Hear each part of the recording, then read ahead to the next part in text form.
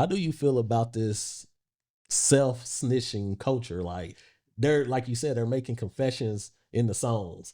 And like they say, like you can rap about whatever you want to rap about as long as if you didn't really do it. But if you really did it, like so they using Dirk lyrics against him, and you got people on podcasts saying, like Brick Baby when he said, you can't say get back for Von no more. You know what I'm saying? Why do you think that these people are just so anxious to tell on themselves? It's supposed to stay in the street. Because the streets done come to the internet. The streets have come to the studio, right? So the rappers have become the new street. Street niggas never want to rap. Street niggas used to look at rappers like they were lame. Oh, rapping ass. For rapping they life. Yeah, right. Yeah, because they know they wasn't really doing that.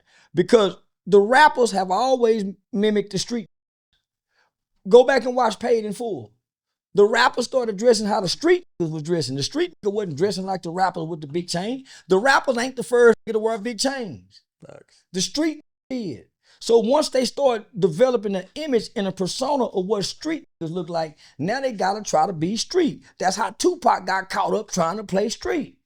Tupac was a poetic kid that got up with some real gangsters, Mob James, Suge Knight, a bunch of them were real street gangbangers. They used to slap Snoop Dogg. They used to slap them niggas over there, rapping ass. They don't respect, no, the streets, they have never respected no rap. I think the biggest mistake Tupac that made was punching Orlando. That was a real street. Right. Orlando was a King Von in the streets. Orlando Brown was a king, Orlando, or whatever his name. I think it was Anderson. Yeah, he was a King Von of that era. It just wasn't no social media. Tupac had no business. A nigga whispered in Tupac and said, hey, there you go. Tupac led the charge, and they followed. You the money, man. You supposed to have people to handle that for you, man. What you doing? But they playing on Pac, though. Because Pac, homie, Pac was just trying to fit in. That's how I got caught up. I just want to fit in. Yeah, I got the heart. I got a lot of heart. Yeah, I'm a courageous little. I just want to fit in. Do you? So I caught a murder case trying to fit in. At 14 years old. Yeah, I went to the boys' home. So I'm one of the first kids in Tarrant County in Fort Worth, Texas to be tried. And listen to my words. Tried and adjudicated.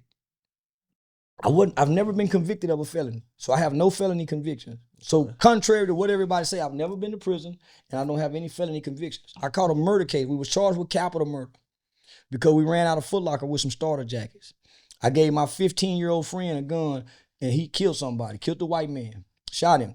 So I became one of the first children in America during that time to be tried and adjudicated in my state for the crime of murder, sentenced to 12 years. So I grew up in a boys' home with other children who committed murder.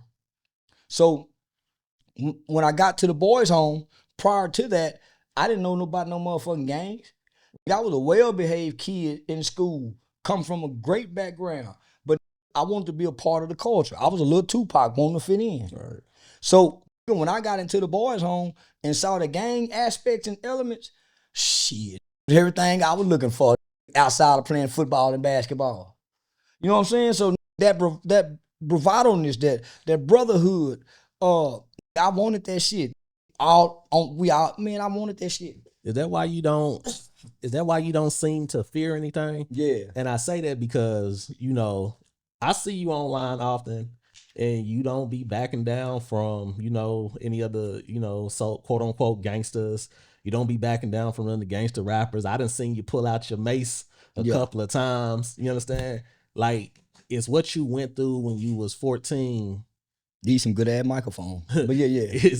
Is what you went through when you was 14 is why you just don't seem to fear anything. Yeah. I know most niggas just talking. Most niggas ain't no killer.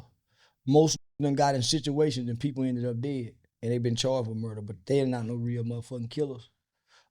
That's why they cry when their homeboys die. Out of all the gangster movies I ever seen, I've seen all the mafia movies. I never seen the gangsters cry at the gangsters' funerals. So when I go to funerals and I see with t-shirts on with their homeboy face on it, they over there sad, man, them ain't no real killers. It's just been hurting people out of pain because hurt people hurt people.